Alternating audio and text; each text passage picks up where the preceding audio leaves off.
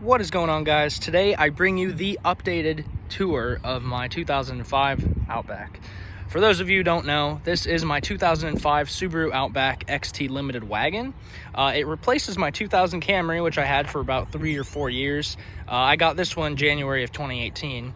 And I have a few things I want to show you guys. I did make a video back in July of 2019 when I was just I had started to do a couple things such as the wheels and things like that, and I kind of just wanted to show this car because I never really officially showed it on this channel, and I started this channel really wanting to branch out and make this car kind of the main focus of it. Anyways, there are some things that I have changed, some issues that have arose, nothing super crazy. Also, pardon the wind noise, I'm using my new iPhone for the first time to film, so I know the wind's probably going to be kind of annoying, but anyways, so mostly everything is the same. I haven't really done any performance upgrades like I had talked about, besides some basic maintenance. I took this to Michigan actually just this Christmas. It made it flawlessly. I mean, I had no issues at all. I would do it again. However, this summer I'm going to get some of the basic maintenance done. I'm going to replace the head gasket, do timing belt, water pump, things like that, just to kind of get that out of the way, because I do want to keep this thing going as long as possible. And I know some of you guys are probably looking at the headlights and you're kind of thinking, what the hell happened? Well, allow me to explain. So if you saw the last video, you probably know that there used to be amber right here. And this car used to have 2 amber plates right here. The US ones did. And I wanted to change things, so I took these lenses apart, and you can actually take those pieces out. Kind of gives it that JDM look, because in Japan, I guess, the Outback Legacies have it clear like that. Personally, I really like it. I just, I didn't seal the headlights back up correctly. But I'm going to go back in and dress that. I'm going to retrofit them, because I figured out there's a way you can modify the actual projector, and you can do, I think it's like a HID upgrade or something. I haven't read too much more on it, but here in the future I would like to do that, because these lights suck, not gonna lie. But they look cool. I like it like that. This is my new, I would say, emblem, but it's really a sticker. I think it's from like Orsino Vinyl Designs or something. I'll put the link in the description because I freaking love their little decals for the emblems. They make a lot of different ones for Subarus. This one actually changes the way you look at it. It changes from green to whatever. And I think it's really freaking cool. I got one on the front, the back, and for the steering wheel as well. Let's see, these wheels, so I actually got these back in July. They are stock Brz wheels, and I put some, what are these again, Avidicen GT tires on here, and I must say these tires have treated me freaking amazing. They still have a decent amount of tread left, so that's awesome. I drive this thing a lot. I don't remember what the mileage was last time I filmed this, but it has about 152,000 right now. I got this car with 110,000 back in January of 2018, so she's seen some miles, I'll tell you that. But I've cleaned her up a bit. It is ceramic coated now, because I do detail as a little hobby of mine, as if you probably can't tell.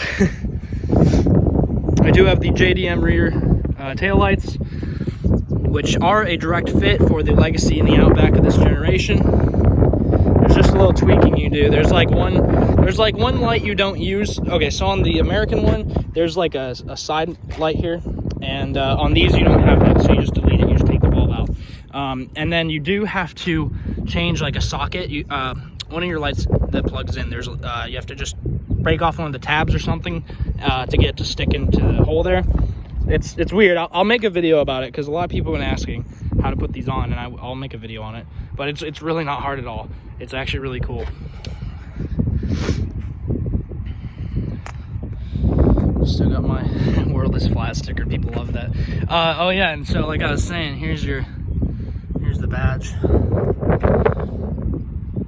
Can't see that well, but, or at least because it's in the shade. But that's the outside. I survived hail season, so I'm really happy about that, although it is coming back again. There's one big ding that I had on it when I got this car. I believe there's 2. You can kind of see them. Those I think are new, but I don't know if it's hail. I don't know what it is.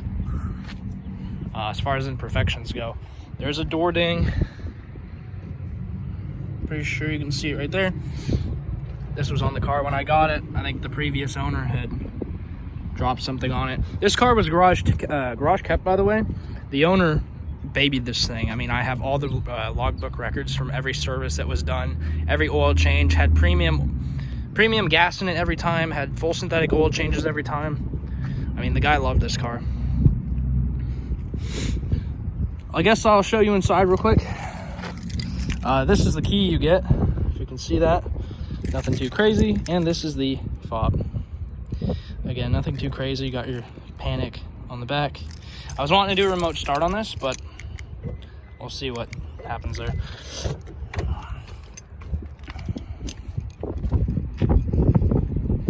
I did wrap these door handles. In fact, I think I had that in my last video, because the original ones started to kind of flake up and get old and rubbery and nasty, so I did replace those.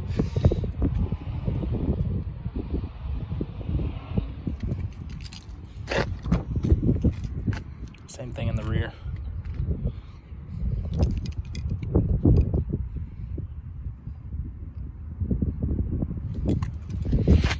And I was looking at trying to get some Spec B seats for this car.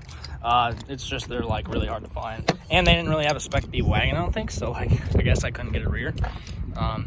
Here's all my stuff, including I collect Hot Wheels. If you didn't know, I know I'm a nerd, but you have storage compartments back here, 2 of them on each side, and then you have the cargo all underneath, if I can get to it.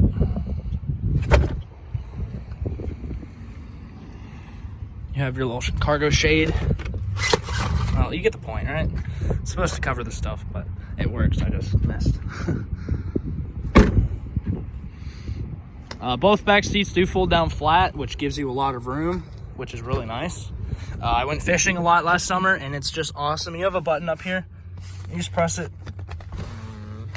That was not me. That was the seat, I promise. And yeah, 60-40 split, I think is what that's called. And yeah, solid. By the way, back room in this, so if you're tall, you're not gonna have much of a problem. Although leg room, like I kind of sit far back, so it might be an issue, but everyone who is in my car, they never really complain. It's fairly spacious, I suppose.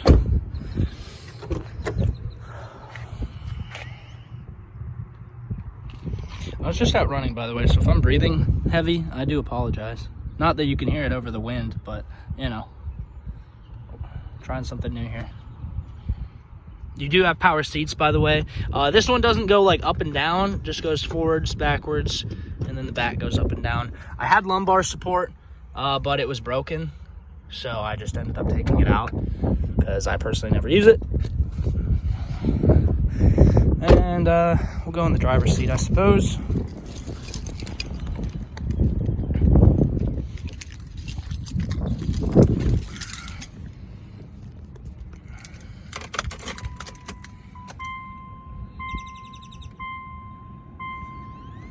$152,513 miles. Starts right up.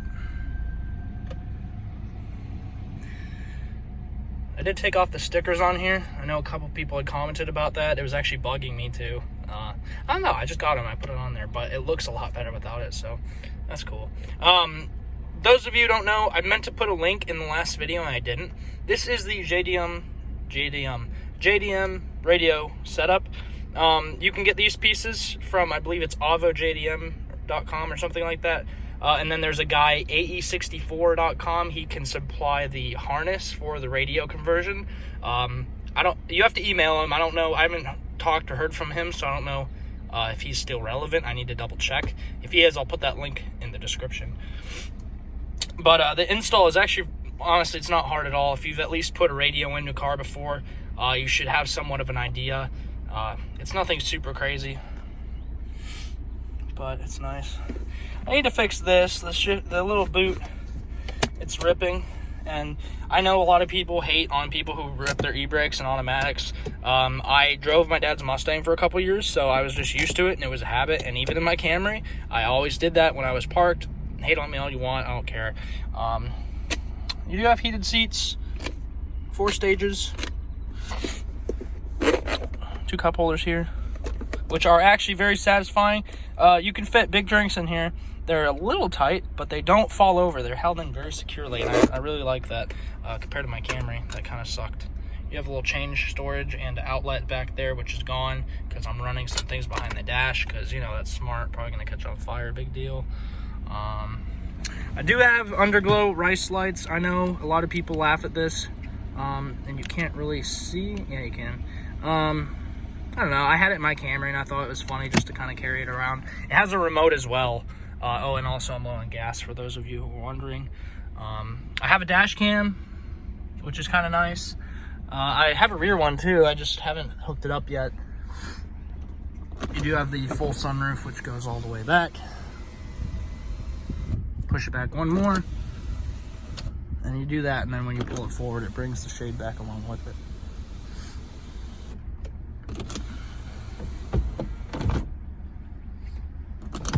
You do have lights up here. I put LEDs in these. I know I'm not really too crazy about LEDs because some of them flicker out and are kind of cheesy, but I think they look cool.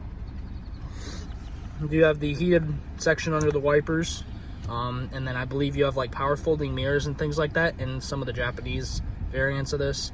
Here's your dimmer switch and mirrors. Cool stuff like that. And also I painted these two things. They were originally like black.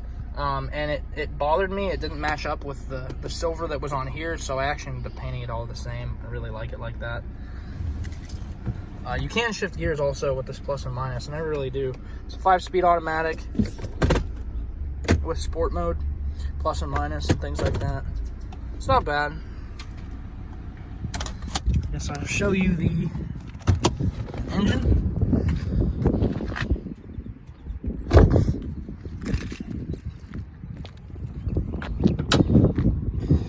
And again, this is the 2.5 liter flat 4-cylinder turbo engine. These are also known for head gaskets going, I believe. I don't know that they're exactly known to be the most consumption. What the hell am I saying? They don't consume as much oil, I don't think, as like some of the previous gens, but it definitely consumes a decent amount of oil. There's just, I don't think, a recall for it. Nothing crazy. I need a new hood pad, I'll tell you that. It's kind of getting nasty. But haven't done much to it. Kind of left it the same. I know there's orange battery cover thing and the little blue things there. That was me and my friends messing around. I'm going to change that. It's not permanent. But other than that, that's pretty much all I got for you guys. I really will be putting some more stuff out here probably within the next few weeks. I kept saying how I was going to post some more videos, and I know I didn't do it last year. However, I definitely have a lot more time this year. I'm falling in love with this car still. I mean, I've had it for like 2 years, but like I'm still falling in love with it, so I have a lot of reasons to make some more videos. So if you guys are interested, go ahead and check those out once they're uploaded. If you like this video, please comment and rate and subscribe. And be sure to check out some of the stuff I post in the future. If you guys like this car, give it a thumbs up, because you don't see a lot of these. You always see like WRXs. There's a lot of Foresters out there, a lot of Crosstreks now, definitely. But the XT Outback, at least here in North Texas, you never see these things. They're absolutely rare. But it is what it is.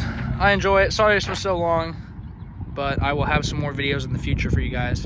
And we will see you guys in the next video.